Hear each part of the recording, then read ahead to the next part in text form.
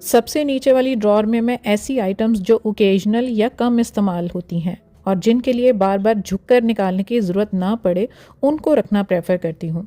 Kitchen में use होने वाले नैपकिन्स, रोटी के फॉर्मल और कैजुअल रुमाल, क्लीनिंग के टॉवल्स, वाइप्स, एप्रन, रोटी के लिए silicone mat, silicone pot holder, रोटी बनाने के लिए खुश्का बॉक्स और बेलन, डिस्पोजेबल फूड कंटेनर्स, ये सब इस ड्रॉर में रखती हूँ। यहाँ बहुत ही कम यूज़ में आने वाले स्पून्स और किचन एक्सेसरीज़ को भी मैंने वॉश करके प्लास्टिक के एक कंटेनर में रख लिया जिसका लिड टूट गया था।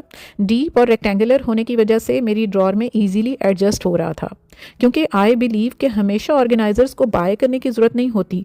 स्पाइसेस और न्यूट्रास्यूटिकल्स के लिए खाली बॉटल्स की तरह इस बॉक्स को भी मैंने डिस्कार्ड करने की बजाय रीपर्पस कर लिया और अच्छी खासी एक्सेसरीज इसके अंदर समा गई जो अदरवाइज इधर उधर रखने की वजह से मिसप्लेस हो जाती या जगह जगह पड़ी होने की वजह से टाइम पर ढूंढनी मुश्किल हो जाती। बेलन या रोलिंग पिन को मैं ऑलवेज एक मैश बैग में कवर करके रखती हूँ और वीक में 2 से 3 दफ़ा वॉश ज़रूर कर लेती हूँ ताकि आटा चिपका ना रह जाए, क्योंकि ये इस तरह से बहुत पैथेटिक लुक्स देता है।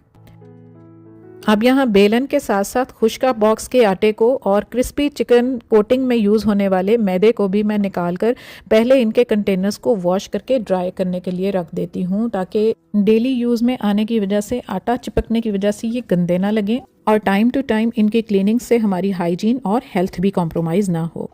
अब किचन का काम एक दफ़ा छेड़ने की बात होती है। ऐसी ऐसी छोटी छोटी चीज़ें निकल कर आ जाती हैं जिनको संभालना और ऑर्गेनाइज करके रखना ज़रूरी होता है, जैसे ये स्क्यूअर्स, बारबेक्यू स्टिक्स, स्ट्रॉज, इनको इकट्ठा करके एक साथ रबड़ से टाई करना और एक ही बैग में इनको रखना, बाद में आसानी से ये मिल जाएं, इसके लिए बहुत ज़रूरी है।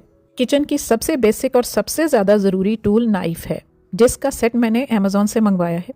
एक साथ सब नाइफ्स यूज़ में मैं नहीं लाती, कुछ नेक्स्ट यूज़ के लिए और प्रॉपर ऑर्गेनाइज करके नीचे वाली ड्रॉर में रख देती हूँ। जब तक कि मैंने ये काम निपटाए, यहाँ मैंने जो ऑर्गेनाइजर्स और बॉक्सेस वॉश किए थे अब ड्राई हो चुके हैं।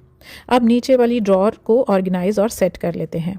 सबसे पहले ये स्पाइस रैक जो मैंने ऊपर वाली ड्रॉर से यहाँ शिफ्ट किया है, इसको रखकर इस पर सारी स्पाइस बॉटल्स को वाइप करके एडजस्ट कर दूँगी। चूँकि ऑलरेडी इनकी लेबलिंग हुई हुई है, इसलिए इनके लेबल्स को सामने रखकर स्लांटिंग पोजीशन में रखकर इनको मैंने मज़ीद क्लियर और इजी टू पिक बना लिया। और साथ साथ नाइफ सेट, कभी कभार यूज़ होने वाले किचन एक्सेसरीज़ का बॉक्स, स्क्यूअर का बैग और कॉफ़ी मेकर, ये सब मैंने अरेंज करके रख लिए। उसके बाद आती है ये किचन नैपकिन्स और नए जो नैपकिन्स हैं इन सबको अरेंज करने की बारी। तो इस ऑर्गेनाइज़र में मैंने वो सारे नैपकिन्स जो अभी यूज़ नहीं हुए, अभी न्यू हैं, वाइप्स